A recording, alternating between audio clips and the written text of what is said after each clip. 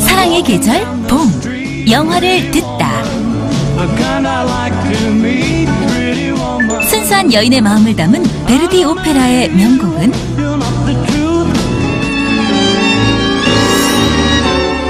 귀로 듣고 마음으로 느끼며 발로 움직이는 정열의 사랑 탱고.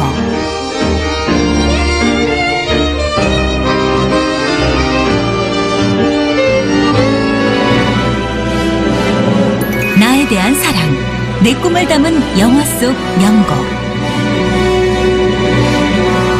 영화를 감상하는 또 다른 묘미를 만난다. 아름다운 선율이 전하는 사람과 사람 사이의 소통.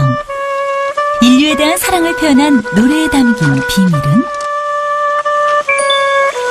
음악과 영화, 두 예술의 유쾌한 만남. 지금 시작합니다.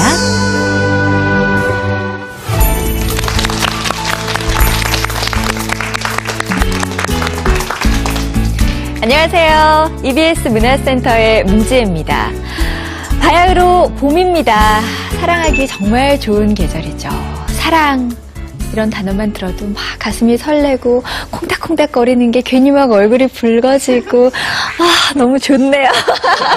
오늘은 사랑을 노래한 영화 속의 명곡을 감상해보는 시간 가져보겠습니다. 오늘 도움 말씀 주실 두 분 소개해드릴게요. 클래식 칼럼니스트 유정호 씨와 영화기획자 고향옥 씨 나오셨습니다. 어서 오세요.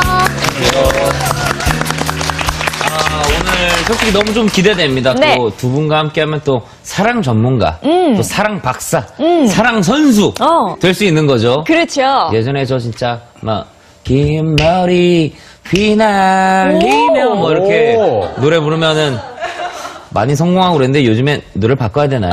약간 너무 올드하죠? 그죠? 너무 올드하죠? 어떤 걸 부르면은 요즘은 조금 통할까요? 로이킴의 봄봄봄 같은 이런 최신 노래 이런 걸 부르는 게 가장 효과가 좋다고 볼 수 있고요. 네.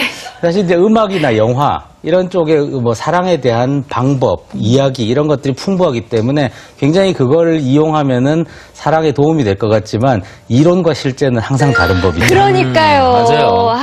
근데요, 사랑을 주제로 한 영화 진짜 많죠, 선생님. 사랑이 빠지면 영화가 성립이 안 되죠. 그렇죠. 그리고 영화만 성립이 안 되는 게 아닙니다. 문학도 성립이 안 돼요. 그리고 우리의 삶도 성립이 안 돼요. 멋있다, 멋있다. 사랑의 계절 봄, 영화를 듣다라는 시간을 마련해봤어요. 오늘 처음으로 살펴볼 곡은 어떤 걸까요? 예, 역시 또 사랑하면 오페라가 빠질 수 없죠. 네. 오페라의 그냥 거의 90%가 사랑 이야기인데요. 오페라라는 것 자체가 이게 대중적인 엔터테인먼트로 나온 거기 때문입니다. 오페라 400년사에 있어서 딱 한 작곡가만 남기라라고 한다면 이 사람을 빼놓을 수 없습니다. 작년에 탄생 200주년을 맞았던 이탈리아의 대작곡가 베르디입니다. 베르디 좀 아세요? 베르디 하면 제가 좀 알죠. 뭐 유명한 작품 많잖아요. 뭐 아이다 같은 옥주현 뭐 맞아요. 옥주현 씨가 했었어요. 아이고, 웃겨. 그렇죠. 아이다 말고도 저도 잘 모르는데, 뭐 리골레토, 라트라비아타, 일트로바토레, 이렇게 세 개를 베르디 3대 오페라라고 부른대요.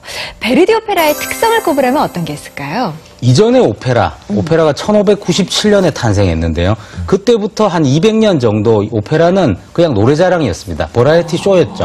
그랬는데 오페라가 드라마라고 이야기를 할 수 있으려면은 드라마 속에 노래가 녹아들어야 하고 그 노래를 하면서도 드라마성이 캐릭터가 전달돼야 되는데 그런 캐릭터가 전달되는 드라마성이 강조된 근대적인 오페라의 어떤 가장 대표적인 작곡가라고 볼 수 있습니다. 그 안에는 아버지와 자식 간의 애끓는 정도 있고요. 그러면서 또 이 바리톤이라는 중음역의 이 성부를 부각시켰던 최초의 사람이기도 하고 한마디로 근대 오페라의 아버지다라고 볼 수가 있겠습니다. 네. 자, 그러면 베르디의 3대 오페라 가운데 하나인 라트라비아타에 대한 이야기부터 나눠볼까요? 줄거리부터 들어봐야 될까요, 선생님? 예. 라트라비아타는 이 디마, 이 알렉산드르 디마 2세의 이 자전적인 소설을 배경으로 하고 있습니다. 네. 파리의 사교계의 아주 그 부잣집 도련님하고 이 거리의 여인과의 이루어질 수 없는 신분 차이와 사랑, 그리고 결국 여인은 병에 걸려서 폐병에 걸려서 결국은 마지막에 사랑을 이루지 못하고 죽어가게 되죠. 베르디의 오페라는 거의 90%가 사극인데요. 동시대의 이야기를 다룬 건 처음입니다. 베르디가 붙인 제목인 라 트라비아타라는 것이 이 여인의 캐릭터와 직업까지도 이야기해주고 있습니다. 트라라는 것이 이탈리아 말로 사이에, 영어의 비트윈에 해당되는 거죠. 그리고 비아라는 것은 길이니까 길과 길 사이에 있는 여인. 사람이라면 길을 가야 되는데 길에서 버려진 여인. 그렇기 때문에 결국은 이 여인의 어떤 아이덴티티를 다 이야기해 주는 것이 제목이라고 할 수 있죠. 그러면 뭐 길을 잘못된 여자. 그렇죠. 이 정도로 해석할 수 있을 것 같은데 과연 어떤 영화에 이 음악이 쓰였을까요? 영상으로 한번 확인해 보시죠.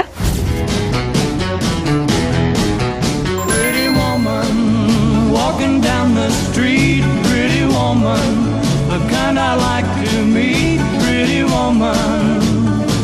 I don't believe you, you're not the truth.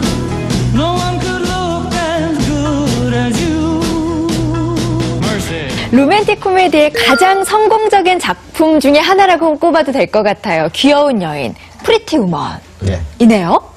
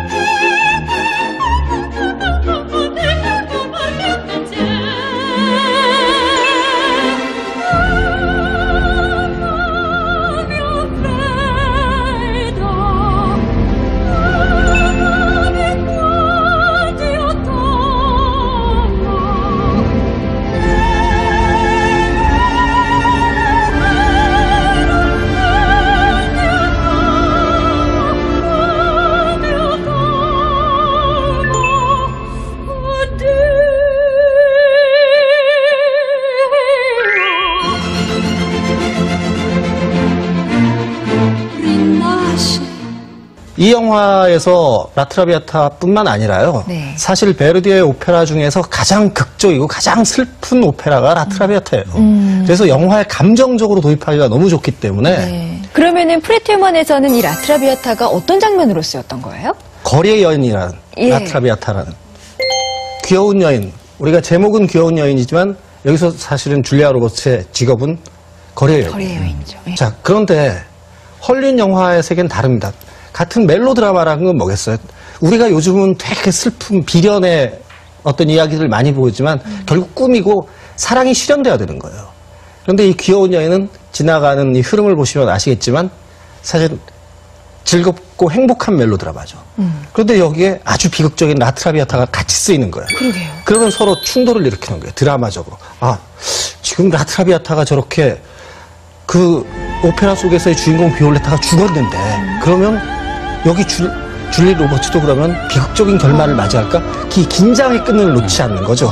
그렇기 때문에 마지막에 흘러갈 때까지 중간에 라트라비아타가 한번 보여지면서 거기서 스스로 인물 속의 동화가 되어갑니다. 여기서도 줄리아 로버츠가 보러 가는데 이태리를 알아듣겠어요? 처음에 가면 이 오페라 안경도 글라스도 못 껴서 헤매고 있는데 그런데 아주 서서히 바뀌어가요.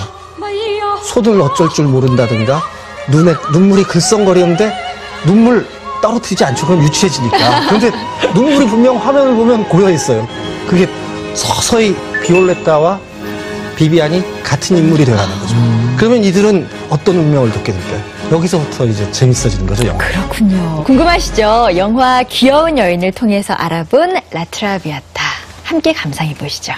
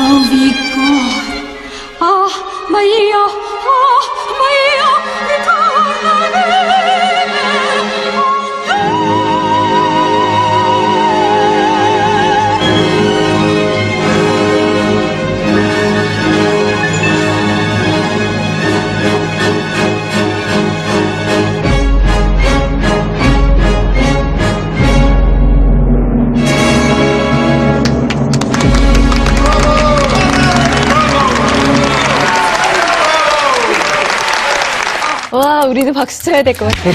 저장면이구나. 눈물이 또르르 떨어지지 않고 눈물을 머금고 있는 완전히 빠져든 저 장면. 근데 그 라트라비아타가요, 이 영화 속에서 굉장히 중요한 장면이 한 번 더 쓰였죠. 우리가 처음에 이 오페라만 봤을 때는 그냥 극장으로 데려갔으니까 관객들도 당연히 우리가 오페라를 보고 있지. 그런데 이거는 라트라비아타라는 비극적인 이야기와 신데렐라 이야기의 결합이에요. 귀여운 이야기. 네네. 거리의 여인에서 정말 억만장자와 사랑에 빠지게 되는. 자, 여기서 이제 모든 동화엔 누가 등장했어요? 공주 앞에는 백마탄 왕자가 왕자님이 등장했어요. 오셔야죠. 그러면 여기선 그런데 20세기 말에 마차가 달려갈 수는 없잖아요. 그러면 하얀 리무진이라도 어떻게 달려야 되겠죠. 자, 여기서 둘은 처음에 헤어져요. 그리고 어쩌면 그랬을지도 모르겠어요. 비비안이 샌프란시스코로 가겠다는 얘기를 해요. 원래는 LA에 살고 있었거든요. 그게 오페라의 영향일 수도 있지 않을까 하는 대사인데 그러곤 서성거리죠. 혹시다. 그런데 멀리서 빵빵 경적 소리가 나요. 그 순간 갑자기 아리아가 탁 나오면서 백마탄 왕자 리처드가 나타나고 순간 도로에 있던 비둘기떼가 촥 떨어집니다. 그런 이 영화적인 장치들을 다 이용해서 저게 사랑이구나. 그게 있어야 저희가 보죠. 저희 이 귀여운 여인 처음 개봉했을 때 표 못 구해가지고요. 종로 3가 그때 단관에서 못 보니까 종로이가 옥하방 콕자 이런 데도 있어요. 그런데 가서 거긴 이제 막 들여보내잖아요. 중간에도. 네. 그럼 밀려서 가고 영원히 못 구해서 그렇게 보신 분들은 많을 겁니다. 그 당시에. 네. 뒷얘기들을 막 듣다 보니까 진짜 재밌어지는데 오늘은요. 우리 가족들 다 같이 둘러앉아가지고 함께 볼 수 있는 영화들이 있다면 함께 보시고 옛날 이야기도 나누시고 추억도 한번 되새겨 보셨으면 좋겠어요.